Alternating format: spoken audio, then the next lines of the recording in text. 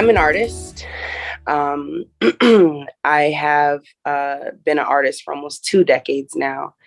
And I came to find myself in this artistic practice that brought me to the intersection of environmental justice and art. Um, Life Do Grows was founded with, I want to say, 20 young people, 20 to 30 young people, where we came together in a lot, in a space, and ideated around how to bring community together. My specific role that I created and carved, my path that I created for myself was to link art to the garden, was to link music to the farm, was to link graffiti to growing food. And that was because, one, I'm a Black person, I'm a Black queer person, and I understand how infectious Black culture, music, and art is. And we were struggling getting people to the garden.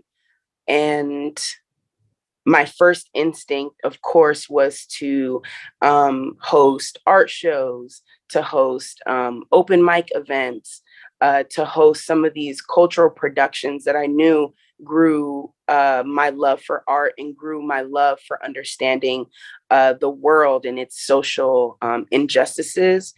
Um, so I created Hoodstock Music Festival that ran for 5 years.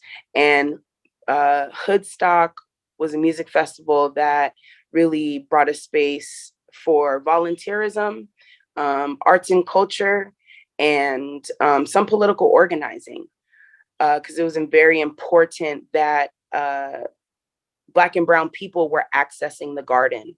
Because culturally, a lot of folks that I spoke with were very triggered and triggered by the thought of working on a farm, because we know the oppressions and things that happened to our ancestors, and we had to flip that narrative. And in order to flip that narrative, again, I had to infuse art. I did some ridiculous things like bring famous rappers to the farm, like in Philadelphia, Freeway, he rapped with Jay-Z.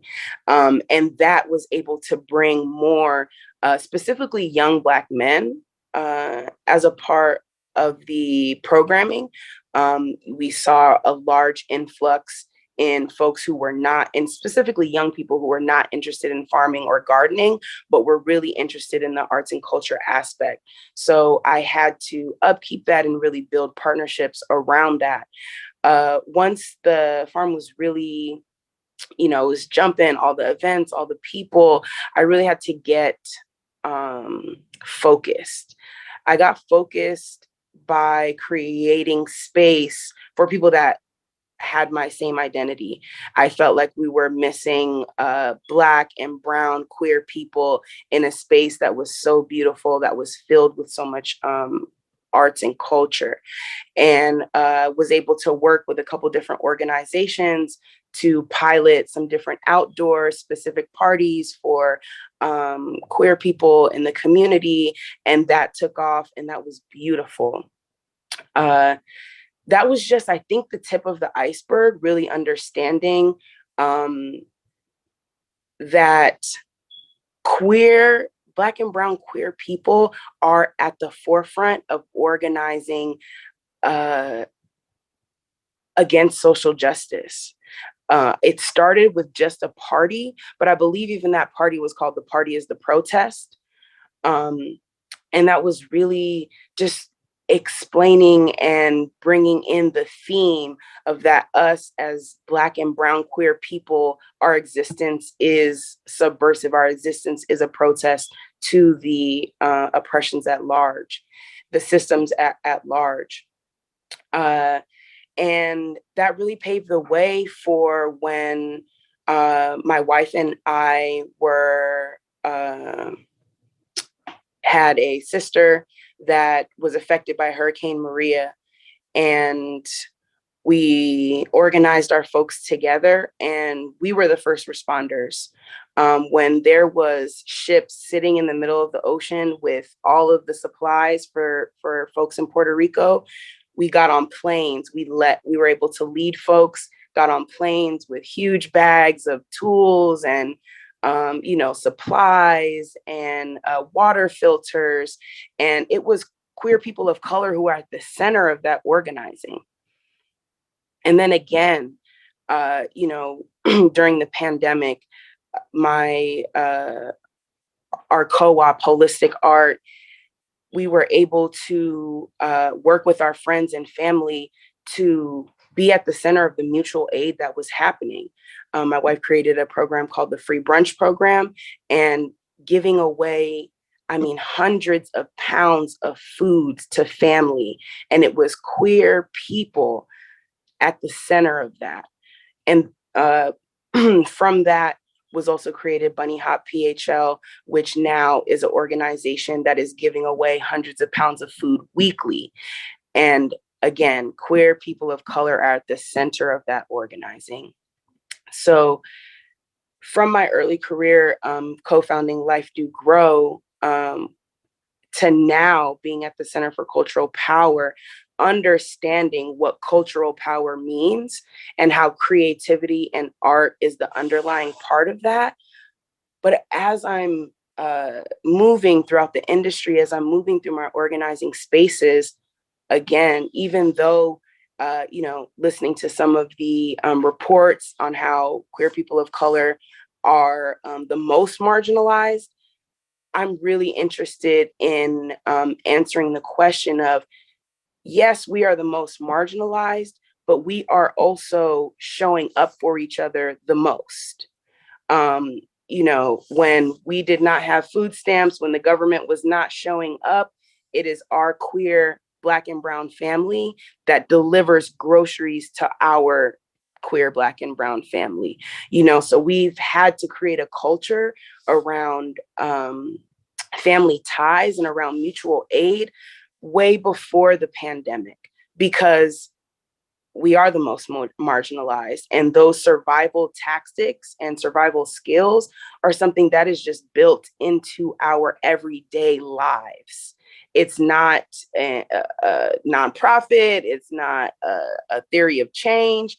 This is just, as Black and brown queer people, how we have to move. And that is through mutual aid. And that is through being first responders to ourselves and our communities. And that's something that I have seen all over the world, all over the country, in this time of COVID. And like I said, even predating the pandemic, we know that we are the most affected. We come from immigrant households where we see our families, going through these large climate disasters. And it is us who is really leading the charge, and I celebrate that. A lot of my work now at the Center for Cultural Power is to document and to uplift a lot of these stories and narratives that aren't heard. I do really applaud this organization for inviting me, because I feel that as a queer person who is masculine of center, a queer woman who is masculine of center, is often left out in things like International Women's Day. So, I think bringing these topics of gender and climate and racial issues, that's actually my theory. My theory is that in order to get to environmental justice, the road is racial and gender justice. And of course, you have other pathways of economic justice and things that intersect. But for me, that is my clear pathway. And I think with art is going to be the vehicle going down that road. So I'm making music. We're making visual art. I'm going to be producing some short films that speak to the Black and Brown experience within climate, but specifically for me, the queer experience, the Black and Brown queer experience due to climate change. I have a album that I'm working on called The Rugged Queer Diaries, which will really talk about being queer, what that means in nature, how that uplifts us.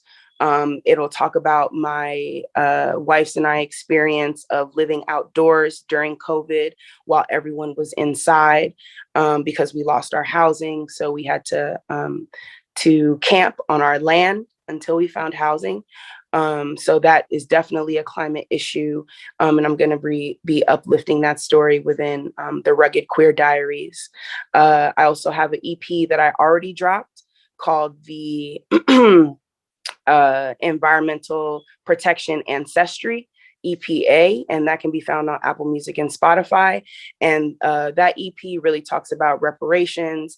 It talks about ancestral prayers and connecting with our ancestors as a main tool on how that affects Black and Brown people and environment. And just talks about how we interface with environmental issues as Black and Brown people. So I think I guess I'll ask a question later. I see a question popping up, but we can answer later. Right now, I'm trying to hit home that the way to get these messages out there, these facts, the way that climate change is explained in the world. In order to get to Black and Brown people, we are going to need hip hop. We are going to need pop culture art, visual art. We are going to need clothing brands. We are going to need TikToks. We are going to need reels. And I know that's a different way of organizing than we have in the past. But in order to really get this message into the contemporary future, to talk to young people about it and to get folks excited about taking action, art is going to be the catalyst that does that.